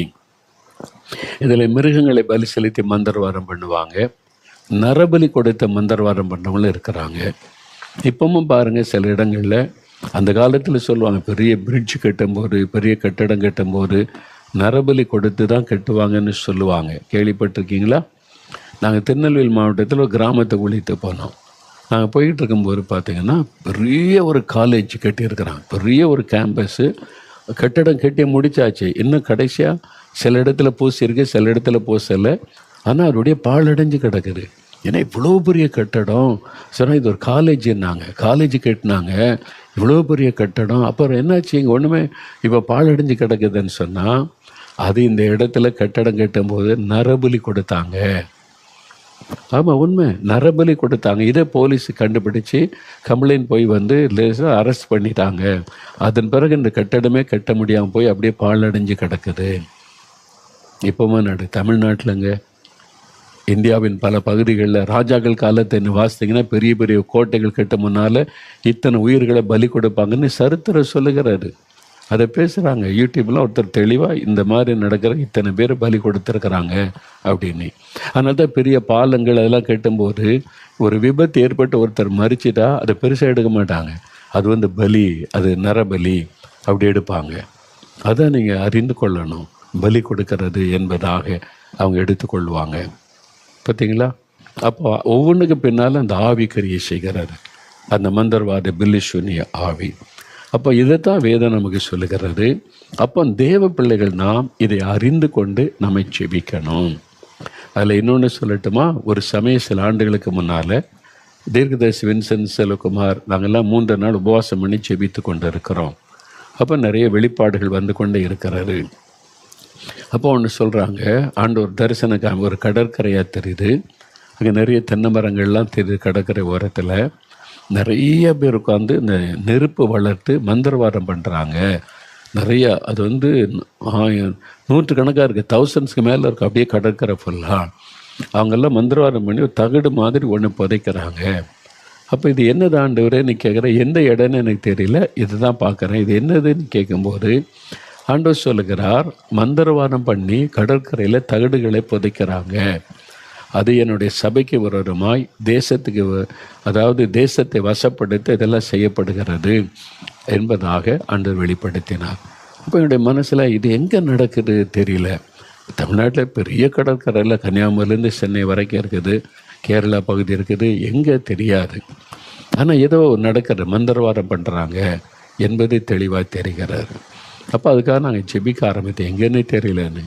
திடீர்னு நான் வெளிநாடு ஊழியத்தில் இருக்கும்போது நம்முடைய ஊழியத்தில் இருந்து பேசும்போது சொன்னாங்க, அண்ணன் இந்த மாதிரி தமிழ்நாட்டில் இந்த இடத்துல இந்த கடற்கரையில் அந்த பகுதியில் யாரையுமே போக விடாமல் பிளாக் பண்ணிட்டாங்க. அந்த ஊரில் இருக்கவங்க கூட அந்த கடற்கரைக்கு போக முடியாது. அது 3 நாட்கள் இரவும் பகலும் உள்ள ஏதோ நடக்குது. ஒன்லி அந்த பூஜை பண்ணுறவங்க செய்கிறவங்க இது மாதிரி உள்ளவங்க தான் உள்ளே போகிறாங்க. வெளி ஆட்களுக்கு அனுமதி கிடையாதுன்னு அடைச்சிட்டு ஸ்ட்ரிக்டாக பண்ணிட்டாங்க. அப்போ அங்கே இருக்கிற மீனவர்கள் அவங்கள கூட 3 நாள் அனுமதிக்கலை. அப்புறம் நம்ம ஊழியத்தோட தொடர்புடையவங்க பார்த்துட்டா இவங்க அவங்கள போல் அந்த கூட்டத்தார் போல் உள்ளே நுழைஞ்சு போயிட்டாங்க. உள்ளே போனால் ஆயிரக்கணக்காக அந்த நெருப்பை வளர்த்து மந்திரவாதம் பண்ணி தகடு புதைக்கிறாங்க. மெதுவாக விசாரித்து உள்ளே போய் என்னன்னு பார்த்தாக்கி இந்த தேசத்தில் வேறு மதத்தவர் இருக்கக்கூடாது, அவங்கெல்லாம் முடக்கப்படணும், அழிக்கப்படணும் மந்திரவாதம் பண்ணுறாங்க. முக்கியமாக கிறிஸ்தவ சபைகள் அந்த ஊழியர்கள் பாவம் செய்யணும், கிறிஸ்தவ ஊழியர்கள் மறிக்கணும், கிறிஸ்தவ சபைகள் முடக்கப்படணும் அப்படின்லாம் மந்திரவாதம் பண்ணி தகடு புதைக்கிறாங்க அப்படின்னு உள்ளே நுழைஞ்ச பிறகு தான் நிறைய டீட்டெயில் தெரிந்தது. அப்போது இது மாதிரி மந்திரவாதம் செய்யப்படுதா, என்ன செய்கிறது? சரி, அவங்க முடிக்கட்டும், அப்போ நம்ம போய் ஜெபிக்கணும்னு சொல்லி அது முடிந்த உடனே ஒரு பெரிய டீம் உபவாசத்தோடு போய் 3 நாள் ஜெபம் பண்ணாங்க. இந்த கடற்கரை முழுதும் நடந்த எல்லா கிரியைகளும் அது ஒரு மந்திரவாதம் தானே, அது கடவுளை வணங்குவதில்லை, மந்திரவாதம், வில்லுசூனியம். அந்த கிரியைகளெல்லாம் அழிக்கப்படணும்னு ஜெபிச்சுட்டு வந்தாங்க. அது மாதிரி கர்த்தர் பெரிய ஜெயம் கொடுத்தார். அப்போ இந்த மாதிரி எத்தனை காரியம் தேசம் எங்கே நடக்கிறது தெரியுமா? அமெரிக்காவில் நடக்கிற மந்திரவாதம், ஜெர்மனியில் நடக்கிறது, அங்கே இருக்கிறாங்க மந்திரவாதிகள், எல்லா தேசத்தில் இருக்கிறாங்க மந்திரவாதிகள். அப்போ இந்த மந்திரங்கள் வில்லுசூனியங்கள் பலமாய் பெருகி கொண்டு இருக்கிறது எல்லா இடத்துலையுமே. அப்போ பிசாசு ரொம்ப பலமாய் கிரியை செய்கிறான். இது அறிந்து அவனை எதிர்த்து நம்ம ஜெபிக்கணும். இதான் ஆண்டவர் நமக்கு கற்றுக் கொடுக்கிற ஒரு காரியம்.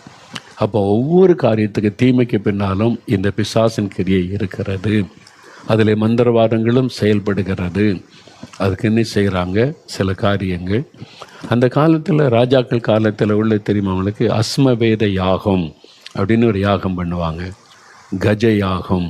கேள்விப்பட்டீங்க? நான் இந்து குடும்பத்தை வந்ததுனால எங்கள் பாட்டி அந்த புராணத்தெல்லாம் சொல்லி கொடுப்பாங்க. அது குதிரை வச்சு செய்கிற ஒரு யாகம், அது ஒரு மந்திரவாதம். அது அஸ்மவேத யாகம். யானை வைத்து செய்வது கஜ யாகம், அதனுடைய இரத்தத்தை வைத்து செய்கிறது மந்திரவாதம் பண்ணுவது என்பது. அந்த காலத்தில் ராஜாக்கள் என்ன பண்ணுவாங்களாம் அப்படின்னா, ராஜாவுடைய குதிரைன்னு இருக்கும், பட்டத்து அந்த குதிரை அப்படின்னு சொல்லுவாங்க. பைபிளில் பார்க்குறல நீங்கள் எஸ்தரின் சரித்திரத்தில் பார்க்குறல அந்த குதிரை, அது மாதிரி ரதம் குதிரை அப்படி இருக்கும்ல, இந்த ராஜாவுடைய குதிரையை அலங்காரம் பண்ணி அதை வச்சு மந்திரவாதம் பண்ணுவாங்க. அந்த ஆவி அந்த குதிரைக்குள்ளே இறங்கிடும், அந்த குதிரையை ஊரெல்லாம் விடுவாங்க. அப்போது அதை அலங்காரம் பண்ணி ராஜாவுடைய குதிரை அப்படின்னு மக்கள் எல்லாம் பார்த்து அதை வணங்குவாங்க. ராஜாவுக்கு மரியாதை கொடுக்குற மாதிரி இந்த குதிரைக்கு மரியாதை கொடுப்பாங்க. அதை யார் பார்க்குறாங்களோ அவனுடைய மனதுக்குள்ளே ஒரு மாற்றம் வரும். என்ன மாற்றம் வரும்னா, ராஜாவிற்கு அடிமை என்கிற நிலைமை. ராஜாவை எதிர்த்து பேச மாட்டாங்க, ராஜா எவ்வளோ வரி போட்டாலும் எதிர்க்க மாட்டாங்க, ராஜாவுக்கு அடிமை மாதிரி நடந்து கொள்வாங்க. அந்த மக்களுடைய மனதை வசப்படுத்தி அடிமைப்படுத்துவதற்கு தான் அந்த மந்திரவாதம் செய்து அதை தேசம் முழுவதில் ஊர் முழுவதும் விடுவாங்க. அப்போ அதை பார்க்குற மக்களுக்குள்ளே அந்த மாதிரி அவனுடைய சிந்தை அவங்களுக்குள்ள ஒரு அடிமைத்தனத்தை கொண்டு வந்து விடும். இந்த மாதிரி பல காரியம் இன்றைக்கும் அதை செய்ய ஆரம்பிச்சிட்டாங்க. மறுபடியும் அந்த பழைய காலத்தில் செய்ததை திரும்ப எடுத்து அதே மாதிரி அதை புதுவிதமாக செய்கிறாங்க. இப்போ நமக்கு ஒரு சமயத்தில் ஈரோடில் ஒரு குதிரை வச்சு யாகம் பண்ணி உயிரோடு எரிச்சாங்கன்னு தெரியுமா அவங்களுக்கு? கம்யூனிஸ்ட் கட்சி தான் பலத்தை எதிர்ப்பு தெரிவித்து பேப்பர்லலாம் நியூஸ் ஒரு நாள் பரபரப்பாக வந்துச்சு, அப்புறம் அப்படியே மூடிட்டாங்க. அப்போ இதுக்கு பின்னால் இருப்பதெல்லாம் மந்திரவாதங்கள். அது மாதிரி அதை வச்சு மக்களுடைய மனதை வசப்படுத்தி வெற்றி பெறுவது, அதற்கான மந்திரவாதங்கள். ஒரு தேசம்னா எத்தனை இடத்துல செய்யணும், எந்தெந்த ஏரியாவில் செய்யணும், பிளான் பண்ணி அதை செய்கிறோம், யாரை வச்சு செய்யணும் என்பதாக ரகசியமாக செய்யப்படுகிற காரியம். இது ஒரு பக்கம் நடந்து கொண்டே இருக்கிறதை விளங்கி கொள்ளணும். அப்போ இப்படிலாம் தேசத்தில் நடக்கிறது. அப்போ இதெல்லாம் மீறி எப்படி நம்ம இந்த உலக வாழ்வது? ஜெபம். சபைகள் ஜெபிக்க தவறுனதுனால தான் சாத்தானுடைய கிரியைகள் மேலோங்கி இருக்கிறது. சபைகள் இதை அறிந்து, அதான் பவுல் எழுதுறார்ல, இதெல்லாம் அறிந்து நீங்கள் ஜெபிக்கணும், அதை எதிர்க்கணும். பிசாசுக்கு எதிர்த்து நீங்கள் ஓடி போவான் அப்போ அவனுடைய கிரியைகளை மேற்கொள்கிற அதிகாரம் உங்களுக்கு தான் இருக்குது. சபைக்கு தான் அந்த அதிகாரம். சபையில் இருக்கிற ரட்சிக்கப்பட்ட அபிஷேகம் பெற்ற ஊழியருக்கு தான் அந்த அதிகாரம்.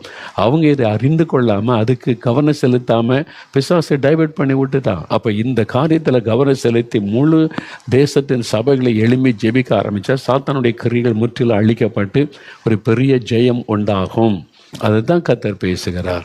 அப்போ அதனால் நம்ம இந்த நாட்களில் ஒவ்வொரு கிராமத்தில் ஒவ்வொரு பட்டணத்தில் இருக்கிற சபைகள் அங்கே நீங்கள் எழும்பி உபவாசம் பண்ணி கருத்தாக ஜெபிக்க அந்த பகுதியில் கிரீச்சிக்கிற இருளின் ஆதிக்கங்கள் முடக்கப்பட்டு விடும்.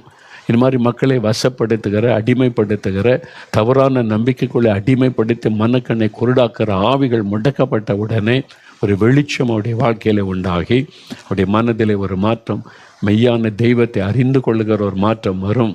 கர்த்தருடைய வெளிச்சம் அவர்களுடைய பரவ இருளின் கிரிகள் அழிக்கப்பட்டு பெரிய மாற்றம் உண்டாகும். அதனால தான் ஆண்டவர் சொல்கிறார், இங்கே எழுதி வைத்திருக்கிறார், கர்த்தரிலும் அவருடைய சத்துவத்தின் வல்லமையிலும் பலப்படுங்க. தீங்க நாளில் அவைகளை நீங்கள் எதிர்க்கணும், நீங்கள் எதிர்த்து ஜெபிக்கணும் என்பதாக எல்லாம் ஆண்டவர் பேசுகிறார். அப்போ ரொம்ப கவனம் செலுத்தி இந்த நாட்களில் தேவ பிள்ளைகள் ஊழியர்கள் இந்த பவுல் எழுதின காரியத்தை குறித்து அதிகமாக நம்ம சிந்தித்து, இப்போ இயேசுடைய ஊழியத்தை பாருங்களேன். அப்போஸ்தலர் 10:38 என்ன சொல்லுகிறது? அவர் நன்மை செய்கிறவராயும் பிசாசின் வல்லமையில் அகப்பட்ட யாவரையும் குணமாக்குகிறவராய். அப்போ இயேசு கிறிஸ்து மூலமாக தான் அந்த ஊழியத்தில் நீங்கள் பாருங்கள், அசுத்தாய் பிடித்து நுரைத்தள்ளி விழுந்தவங்களுக்கு விடுதலை கொடுக்குறாரா? கல்லறை தோட்டத்துக்குள்ளேருந்து வர்றான், வஸ்திரம் தெரியாதவன் சங்கிலியை உடைச்சிட்டு தன் சரீரத்தை கீறி கொண்டு ஊழையிட்டு கொண்டு இருக்கிறான். அந்த பக்கமாக யாரும் போக முடியாது, மனுஷர்களே நெருங்க முடியாத அளவுக்கு ஆயிரக்கணக்கான ஆவிகள் பிடித்த ஒரு மனிதர், அவனுக்கு விடுதலை கொடுக்குறாரா?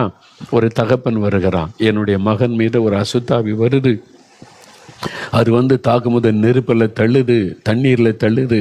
அது ஒரு ஆவி, மரணத்தை பிறப்பிக்கிற ஆவி. அந்த ஆவி என்ன பண்ணு, நெருப்பு அந்த ஆவி இறங்கி அவனை அறியாமல் நெருப்புக்குள்ளே தள்ளி அவனை கொன்று விடும். அதனால தான் ஆற்றுல குளத்தில் குளிக்க போகும்போது கவனமாக இருங்கன்னு சொல்ல, அந்த ஆவி இறங்கி அந்த தண்ணியில் குளிக்கும் போது அமிழ்த்து கொன்று விடும். அதனால தான் தண்ணீரில் தள்ளுது, நெருப்பில் தள்ளுன்னு சொல்கிறான்னா, இது ஒரு ஆவியனுடைய கிரியை. பைபிளில் எழுதியிருக்கு. நம்ம இதெல்லாம் ரொம்ப யோசிக்கிறதே இல்லை. அது என்ன அப்படி ஒரு காரியம் இருக்குதா? அப்படி இயேசுவின் நாட்களிலேயே அப்படி இருந்தது. இதெல்லாம் அந்த பிசாசனுடைய கிரியை. அதனால தான் இயேசு அதிகாலையில் எழும்பி ஜெபம் பண்ணினார், ஜெபித்து 40 நாள் ஜெபித்து ஊழியத்தை ஆரம்பித்தார். அந்த சாத்தானோடு கூட யுத்தம் பண்ணணும், சாத்தானுடைய ராஜ்யத்தோடு அவர் யுத்தம் பண்ணி ஜெயிக்கணும். அதனால தான் அவ்வளோ ஸ்ட்ராங்காக ஜெபம் பண்ணி. இன்னைக்கு ஏன் நிறைய பேர் அதில் கவனம் செலுத்துறதுலன்னா, அதுக்குன்னா உபவாசம் பண்ணணும், ஜெபிக்கணும், பரிசுத்தமாக இருக்கணும், இல்லாட்ட ஜெயிக்க முடியாதுன்னு, எனக்கு அந்த ஊழியம் இல்லை, எனக்கு அந்த அழைப்பு இல்லை அப்படின்னு சொல்லிட்டு அமைதியாக இருப்பார். அப்படி இது தவறு. ஊழியர்கள் எழும்பணும். எல்லா ஊழியர்களுக்கும் அந்த கிருபை இருக்குது, அந்த வரம் இருக்குது, வல்லமை இருக்குது. அது அனல் மூட்டி எழுப்பி நம்ம தெய்வ சித்தத்தை நிறைவேற்றணும். அப்போ தான் சமுதாயத்தில் விடுதலை உண்டாகும். நீ பாருங்கள், தினந்தோறும் பிசாசினால் பாதிக்கப்பட்ட மக்கள் இங்கே வர்றாங்க, எவ்ரிடே வர்றாங்க. எவ்ரிடே ஆண்டவர் டெலிவர் பண்ணுறார், விடுதலை கொடுக்கிறார். எத்தனை மக்கள் விடுதலை பெற்று போகிறாங்க. அதுக்குத்தான ஊழியம், அதுக்குத்தான கர்த்தர் நம்ம அபிஷேகம் பண்ணி இருக்கிறார். அப்போ ஒவ்வொருவரும் இப்படிப்பட்டவங்களாக எழும்பணும்னு கர்த்தர் விரும்புகிறார்.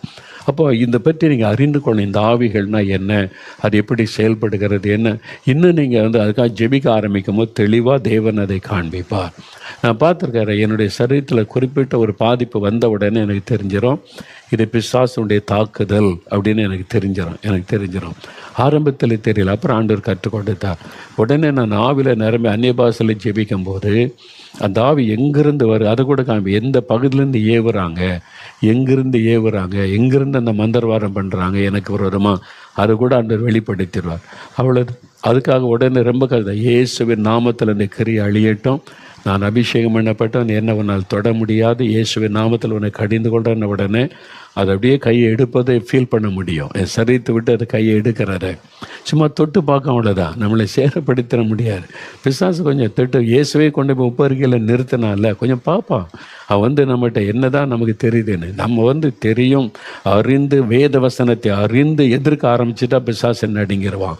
அறியாமையைத்தான் பிசாசு பயன்படுத்துகிறான். நம்ம அறியாமல் இருக்கிறது தான் பிரச்சனை. அதனால தான் வேதத்தை நல்லா வாசித்து ஒவ்வொரு காரியத்தின் சத்தியத்தை அறிந்து கொள்ளணும். சாத்தான் என்னென்ன விதத்தில் கிரியை செய்வோம், அவருடைய கிரியைகள் என்ன, இயேசுடைய ஊழியத்தில் என்னென்ன மாதிரி ஆவிகளை சந்தித்தார், அதெல்லாம் வாசித்து அறிந்து தியானித்து அதில் நல்ல ஸ்ட்ராங் ஆகிட்டிங்கன்னா எந்த சத்துருவங்களை நெருங்க பயப்படுவான். ஏன்னா தந்திரம் உங்களுக்கு தெரியும், அவருடைய தந்திரங்கள். அதான தந்திரங்கள் வசனத்தில் சாத்தானுடைய தந்திரங்களோடு நம்ம எதிர்த்து நிற்கணும் என்பதா. இப்போ விளங்குதா? ஐயோ, அதுதான் எங்கள் வீட்டில் இந்த பிரச்சனை, யாரோ பில்லிசூனியம் பண்ணிட்டாங்க, மந்திரவாதம் பண்ணிட்டாங்க, ஒரே பயமாக இருக்குது, தூங்க முடியல, பாம்பு உரமாக இருக்குது, ஒருவர் நடக்கிற மாதிரி இருக்குது, என்ன வியாதின்னு தெரியலன்னு சொல்கிறாங்க. அப்படி பாதிக்கப்பட்டிருக்கீங்களா? இன்றைக்கு நீங்கள் ஜெயிக்கணும், இப்போ ஜெயிக்கணும். இயேசுவின் நாமத்தினால பிசாசை துரத்தணும். இயேசுவின் ரத்தத்தை பயன்படுத்தி ஜெபிக்கும் போது கிரியை அழிக்கப்படும். இஸ்ரவேலுக்கு விரோதமான மந்திரவாதம் இல்லை, யாக்கோபுக்கு விரோதமான குறி சொல்லுதல் இல்லை. அதை விசுவாசித்து சொல்லி ஜெபிக்கும் போது அற்புதம் நடக்கும். இப்போ ஜெபிக்க போகிறோம். அப்படியே முடிந்தால் முழங்கால் படியிடுங்க, வலது கரத்தை உயர்த்தி கொள்ளுங்க, இயேசு கிறிஸ்துவின் நாமத்தை சொல்லுங்கள், இயேசுவின் ரத்தத்தை சொல்லுங்கள். எனக்கு விரோதமாய், எங்கள் குடும்பத்துக்கு விரோதமாய், எங்கள் சபைக்கு விரோதமாய், என் ஊழியத்துக்கு விரோதமாய் செய்யப்படுகிற மந்திரவாதங்கள், பில்லிசூனியங்கள், அந்த லோகாதிபதியின் கிரியைகள் இயேசுவின் நாமத்தில் அழிக்கப்படணும். இயேசுவின் நாமத்தில் அவைகளை எதிர்க்கிறேன். ஜெபிங்க, ஜெபிங்க, சொல்லுங்கள், வாய் திறந்து சொல்லுங்கள், இயேசுவின் நாமத்தை சொல்லுங்கள். இயேசுவின் ரத்தத்தை தெளிக்கிறேன், எங்கள் வீட்டுக்குள்ள இயேசுவின் ரத்தத்தை தெளிக்கிறேன். பொருளாத மந்திரவாதத்திற்கு எங்கள் வீட்டுக்குள்ள இடமில்லை. பொல்லாத ஆவிக்கு விரோதமாய் நாங்கள் ஜெபிக்கிறோம். ஜெபிங்க, ஜெபிங்க, வாய் திறந்து இயேசுவின் நாமத்தை சொல்லுங்க. இயேசுவின் ரத்தத்தை வீட்டுக்குள்ளே தெளிக்கிறேன்னு சொல்லுங்க. அந்த ஆவி வெளியேறும், வெளியேறும். இப்பவே உணர முடிகிறது, அந்த ஆவிகள் வெளியேறுகிறது. சிலருக்கு விட்டு அது அலறிக்கொண்டு வெளியேற ஆரம்பிக்கிறது, அவங்க வீட்டுக்குள்ளே நடக்கிறது. ஏன்னா அவனுடைய தந்திரங்கள் வெளியரங்கமாகிவிட்டது. இயேசுவின் நாமத்தை சொல்லுங்க, இயேசுவின் ரத்தத்தை தெளிக்கிறேன்னு சொல்லுங்க. இயேசுவின் நாமத்தில் பொல்லாத ஆவியை கடிந்து கொள்ளுகிறேன். மந்திர பில்லிசூனிய வல்லமைகள் எரியட்டும். எங்களுக்கு விரோதமாய் செய்யப்படுகிற மந்திரவாதங்கள், தகடுகள் எரியட்டும் இயேசுவின் நாமத்தில். அழிந்து போகட்டும் இயேசுவின் நாமத்தில். இயேசுவின் நாமத்தில் ஜெயம் எடுக்கிறேன். சொல்லுங்க, வாய் திறந்து ஜெயிக்கணும். நீங்க தான் ஜெயிக்கணும். வாயை திறந்து சொல்லுங்க, நீங்க தான் ஜெயிக்கணும். எனக்கு விரோதமாய், என் குடும்பத்துக்கு விரோதமாய், என் பிசினஸுக்கு விரோதமாய் எழும்புகிற ஆவிகளை இயேசுவின் நாமத்தில் எதிர்க்கிறேன், கடிந்து கொள்கிறேன். சொல்லுங்க, எதிர்த்து ஜெபிங்க. இயேசுவே விடுதலை கொடுங்க, இயேசுவே வந்து துரத்துங்கன்னு சொல்லாதங்க, நீங்க தான் துரத்தணும். நீங்க சொல்லுங்க, இயேசுவின் நாமத்தில் துரத்துகிறேன்னு சொல்லுங்க. வாய் திறந்து சொல்லுங்க. உங்களுடைய ஜெபம் கேட்கப்படுகிறது. அசுத்த ஆவி உங்களுடைய வீட்டை விட்டு வெளியேறுகிறது. மந்திர ஆவிகள் வெளியேறுகிறது. தகடுகள் எரியுகிறது. இப்போ ஒரு மாற்றம் வீட்டுக்குள்ளே இன்று முதல் வரப்போகிறது. ஜெபிங்க, ஜெபிங்க. இன்னும் ஒரு நிமிடம் கருத்தா ஜெபிங்க. ஆவில நிரம்பி அந்நிய பாஷையில ஜெபிங்க. அபிஷேகம் மற்றும் அந்நிய பாஷையில இத்த ஜெபம் பண்ணுங்க. இயேசுவின் நாமத்தில் உன்னை கடிந்து கொள்கிறேன் பொல்லாத ஆவியே, உன்னை இயேசுவின் நாமத்தில் துரத்துகிறேன் பொல்லாத ஆவியே. இயேசுவின் ரத்தத்தை தெளித்து உன்னுடைய கிரியைகள் அழிக்கப்படட்டும் இயேசுவின் நாமத்தில். சொல்லுங்க, சொல்லுங்க, சொல்லுங்க. ஒரு நிமிடம் தான் சொல்லுங்க. விடுதலை, பல குடும்பங்கள் விடுதலை அடைகிறதை நான் பார்க்கிறேன். அசுத்த ஆவிகள் வெளியேறுகிறது. சில குடும்பத்தில் அது அலறிக்கொண்டு வெளியேறுகிறது. அந்த அசுத்த ஆவிகள் வெளியேறுகிறதை உணர முடிகிறது. ஜெபிங்க, ஜெபிங்க. இயேசுவின் ரத்தத்தை வீட்டுக்குள்ளே தெளிக்கிறேன் ஆண்டவரேன்னு சொல்லுங்க. இயேசுவின் நாமத்தில் இந்த பொல்லாத ஆவிகளை கடிந்து கொள்கிறேன். இயேசுவின் நாமத்தில் மந்திரவாத வல்லமைகள் அழியட்டும், பில்லிசூனிய கிரியைகள் அழியட்டும் இயேசுவின் நாமத்தில். ஜெயம் எடுக்கிறேன் இயேசுவின் நாமத்தில். இப்பொழுது நாங்கள் ஜெயம் எடுக்கிறோம் இயேசுவின் நாமத்தில். விடுதலை இயேசுவின் நாமத்தில் ஜெயம் உண்டாகிறது. இயேசுவுக்கு ஸ்தோத்திரம். நல்ல துதிங்க. இயேசுவே உமக்கு ஸ்தோத்திரம். ஜெயம் கொடுத்ததற்காய் ஸ்தோத்திரம். பிசாசின் கிரியைகள் அழிக்கப்பட்டதற்காய் ஸ்தோத்திரம். மந்திர பில்லிசூனிய கிரியைகள் அழிக்கப்பட்டு போனதற்காய் ஸ்தோத்திரம், ஸ்தோத்திரம், ஸ்தோத்திரம். ஜெயம் கொடுத்த இயேசுவுக்கு ஸ்தோத்திரம். இயேசுவின் நாமத்தில் ஜெபிக்கிறோம். ஆமேன், ஆமேன்.